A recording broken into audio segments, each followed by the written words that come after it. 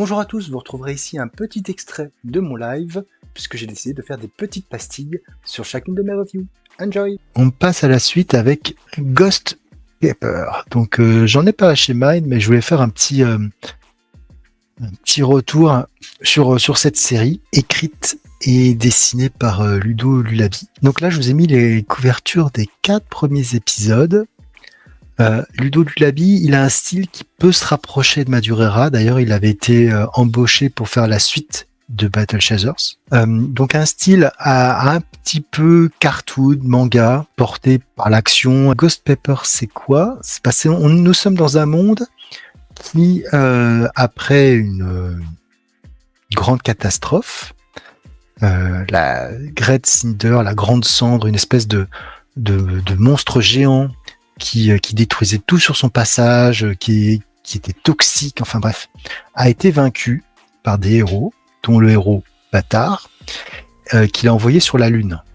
Et depuis, en fait, le monde s'est reconstruit, on voit un culte à ce nouveau héros.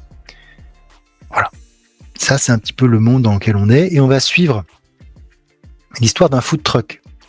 Et c'est à ce moment-là où je pense que l'histoire elle est un peu bancale.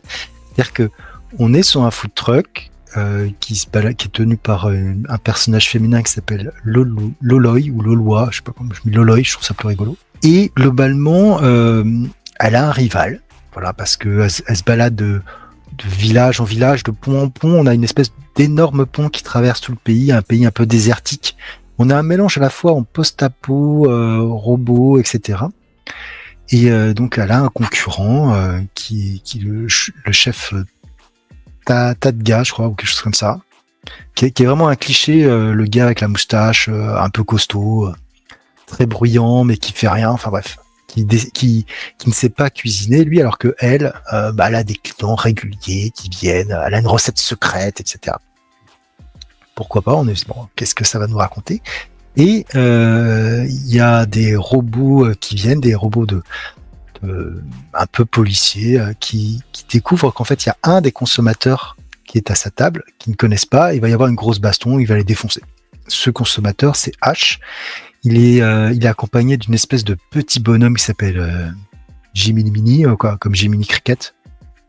Et en gros, il est super balèze, voilà. Et rien de mieux que finalement faire l'aventure en food truck. Donc il semble s'être réveillé d'un long sommeil, il sait pas trop ce qui s'est passé, il connaît rien à Bâtard, au culte, etc. Donc on va en apprendre un peu plus, et puis va y avoir le retour du gars au food truck qui va se battre, enfin bref. Donc il y a beaucoup d'éléments qui sont assez mal agencés, à mon sens, puisque on sait pas trop si on est sur une histoire d'héroïne en food truck, si c'est une histoire de vengeance, si c'est un truc d'action, si on est sur de l'humour, quelque chose d'un peu sérieux.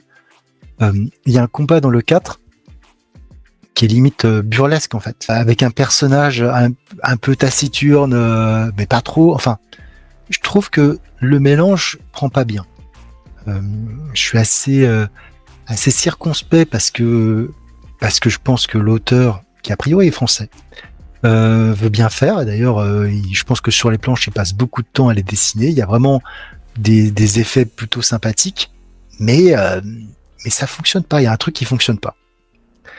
J'ai l'impression qu'il veut trop en mettre et c'est pas très digeste, et surtout qu'il n'y a pas de véritable direction sur qui est l'antagoniste, qui est le personnage principal et ce que ça veut nous raconter. Donc c'est un peu particulier comme comics. J'ai vu qu'il était sollicité au moins jusqu'au 7. Je vais suivre pour voir où est-ce que ça va amener. Hein. C'est pas que je me suis trop investi pour le moment, mais c'est vrai que j'ai lu 4 épisodes qui se lisent d'ailleurs assez vite. Je me demande s'il n'y a pas un petit peu une espèce de mot qui est dit entre les auteurs là pour faire des numéros qui sont finalement qui se lisent en 5 minutes top chrono quasiment. En une demi-heure, vous pouvez lire les 4 numéros, même si le premier est oversize, ça se lit très très vite.